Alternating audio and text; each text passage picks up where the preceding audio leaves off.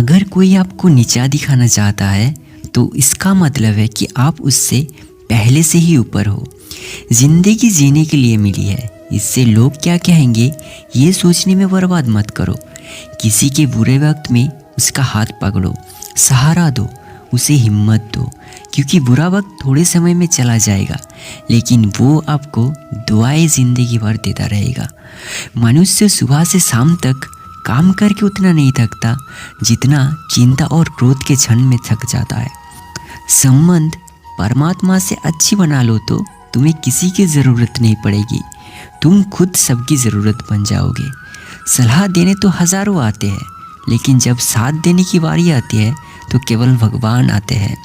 जीतने के बाद तो सारी दुनिया गले लगाती है, क्योंकि जो आज आपके साथ है वो कल आपके खिलाफ हो सकते हैं।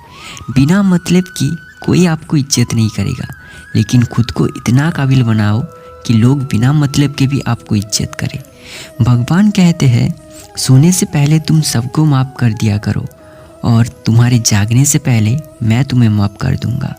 भगवान ऑक्सीजन की तरह होते हैं जिन्हें आप देख नहीं सकते लेकिन उसके बिना आप रह भी नहीं सकते। कोई और तुम्हारी मदद नहीं कर सकता, अपनी मदद स्वयं करो। आप खुद के सबसे अच्छे मित्र हैं और सबसे बड़ी दुश्मन भी। इंसान तब समझदार नहीं होता जब वो बड़ी बात करने लगे, बल्कि समझदार तब होता है जब वो छोटी छोटी बातों को समझने लगे। आप किस समय सही थे इसे कोई याद नहीं रखता, लेकिन आप किस समय गलत थे इसे सब याद रखते हैं।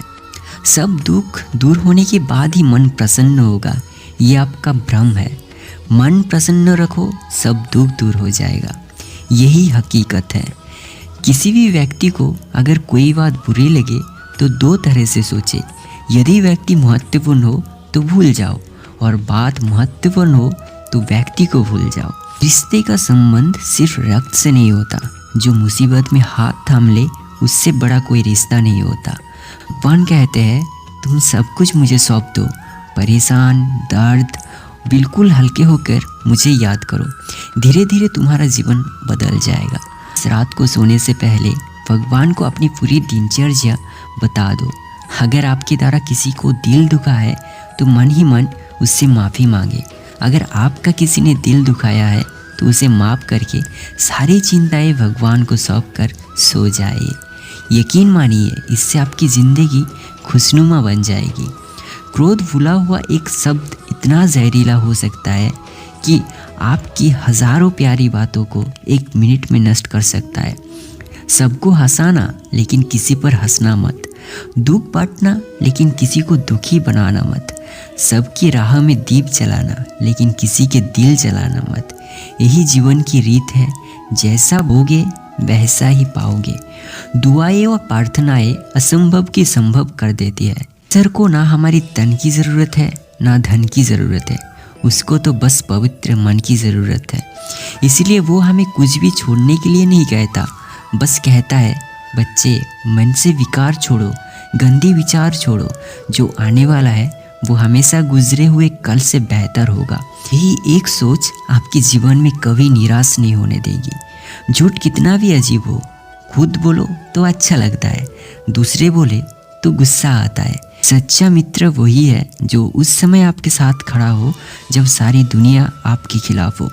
तो आपके पास जितना भी है उसके लिए हर बार दिल से धन्यवाद कहते रहे। कैसे किसी से अच्छा कोई नहीं सिखा सकता, इसीलिए हमेशा खुश रहे, सदा मुस्कुराते रहे। जीतने का मजा भी तब आएगा जब लोग आपके हार का इंतज़ार करेंगे।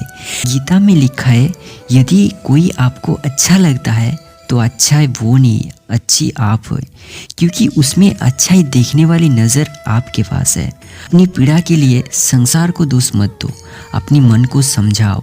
तुम्हारी मन का परिवर्तन ही तुम्हारी दुखों का अंत है। सोच और नियत अच्छी रखिए। याद रखना, भगवान से कभी उम्मीद छोड़ना नहीं और दुनिया वाले से कभी उम्मीद रखना नहीं। सुख दुख एक सिक्के की दो पहलू है, जहाँ सुख होगा वही दुख भी होगा, जहाँ दुख होगा वही सुख भी होगा। इसीलिए सुख दुख के बारे में बिना सोचे निरंतर अपने लक्ष्य के प्राप्त करने के लिए प्रयास करते रहना चाहिए। एक बात हमेशा याद रखना, किसी के सामने गिड़गिड़ाने से ना मोहब्बत मिलती है ना ही छत। इसलिए अपने स्वाभिमान को जिंदा रखो। कोई अगर आपकी किस्मत में होगा तो आपके पास खुद ही चल कर आएगा। दूसरों को हराने का मौका मत दो, बस खुद को आगे ले जाने की जीत पाल लो। कभी हार ना मानने की आदत ही एक दिन जीतने की आदत बन जाती है। सिर्फ 2 चीज़ें मनुष्य के भाग्य के निर्माण करता है, पहला स्वभाव, और आपके स्वभाव में ही अच्छाई, विनम्रता और गुण है तो आपका भाग्य चमकेगा। अगर आपका स्वभाव क्रोधी है, आलसी है, तो आपका भाग्य बिखरना अनिवार्य है। इसलिए अपने स्वभाव को मधुर और आकर्षित बनाइए। दूसरा, आपका वाणी। बोलना तो आदमी 2.5 साल की उम्र में ही सीख जाता है, परंतु कब, कहाँ और कैसे बोलना है उसे ये जिंदगी भर नहीं समझ पाता। जैसे ही बोलना आदि की कब, कहाँ और कितना बोलना चाहिए समझ लो, उसे सफल होने के लिए कोई नहीं रोक सकता। पिता से बड़ा कोई सलाहकार नहीं, माँ की छवि से बड़ी कोई दुनिया नहीं, भाई से अच्छा कोई भागीदार नहीं और बहन से बड़ा कोई सुविधा नहीं। इस मतलबी दुनिया से कोई मतलब ना रखो, और मतलब रखना है तो अपनी मतलब से मतलब रखो। दुआएं मांगने से किसी का भला नहीं होता, मिलता तो वही है जो हमने बोया होता।